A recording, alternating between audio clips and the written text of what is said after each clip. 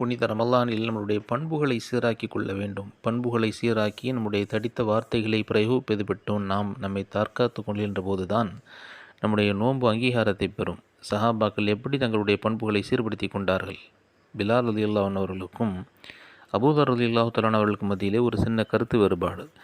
பிலால் அவர்களை பார்த்து அபூதர் ரலியல்லாஹு அன்ஹு அவர்கள் எபனஸ் சௌதா, கருப்பினத்து பெண்மணி பெற்றெடுத்த மகனே என்று அழைத்தபோது கொஞ்சம் சங்கடப்பட்டு ஸல்லல்லாஹு அலைஹி வஸல்லம் அவரிடத்தில் சென்று, யா ரசூலல்லாஹ், என்னை இப்பாறு திட்டிவிட்டார்கள் என்றபோது ஸல்லல்லாஹு அலைஹி வஸல்லம் அவர்கள் அபூதரை கண்டித்தார்கள். இன்னக இம்ரஉன் ஃபீக்கல் ஜாஹிலிய்யா, நீ அறியாமை காலத்தினுடைய நடைமுறை இன்னும் கொண்டு வாழ்கிறீர்கள் என்று சொன்னபோது உடனே அதற்கு பரிகாரம் தேடினார்கள். பிலால் ரலியல்லாஹு அன்ஹு அவர்களை அழைத்து, என்னுடைய இந்த கன்னத்தில் நீங்கள் மிதியுங்கள்.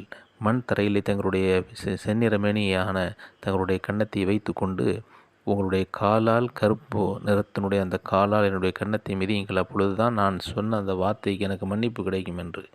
உடனே பிலால் ரலியல்லாஹு அவர்கள், சஜிதா செய்த முகத்தை நான் அவ்வாறு செய்வேன், உங்களை நான் மன்னித்தேன் என்று அந்த கன்னத்திலே முத்தமிட்டு ஆற தழுவி கொண்டார்கள். இப்படித்தான் சஹாபாக்கள் தங்களுடைய பண்பை சீர்படுத்தி கொண்டார்கள்.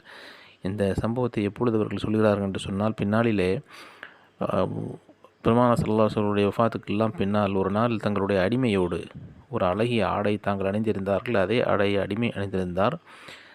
அந்த ஆடை பார்த்தும் மக்களெல்லாம் வியந்து கேட்டார்கள், இவ்வளவு உயர்தரமான ஆடை, நீங்கள் அணிந்த ஆடையை அடிமைக்கு கொடுத்திருக்கிறீர்களே, என்ன காரணம் என்ற போது அவர்கள் சொன்னார்கள், ஒரு நாள் நான் இவ்வாறு பிலால் ரலியல்லாஹு அன்ஹு அவர்களை திட்டிவிட்டேன். அன்றைக்கு ஸல்லல்லாஹு அலைஹி வஸல்லம் அவர்கள் என்னை கண்டித்தார்கள். அறியாமை காலத்தினுடைய நடைமுறை உன்னிடத்தில் இன்னும் அப்படியே இருக்கிறது என்று கண்டித்த போது அதற்கு பின்னால் என்னை நான் இவ்வாறு எதை நான் சாப்பிடுகிறேனோ அதையே என்னுடைய அடிமைக்கு தருகிறேன், எதை நான் உடுத்துகிறேனோ அதையே நான் என்னுடைய அடிமைக்கும் கொடுக்கிறேன் என்று விளக்கம் சொன்னார்கள் என்பதை நாம் பார்க்கிறோம். இதுதான் சஹாபாக்களுடைய பண்புகளாக இருந்தது.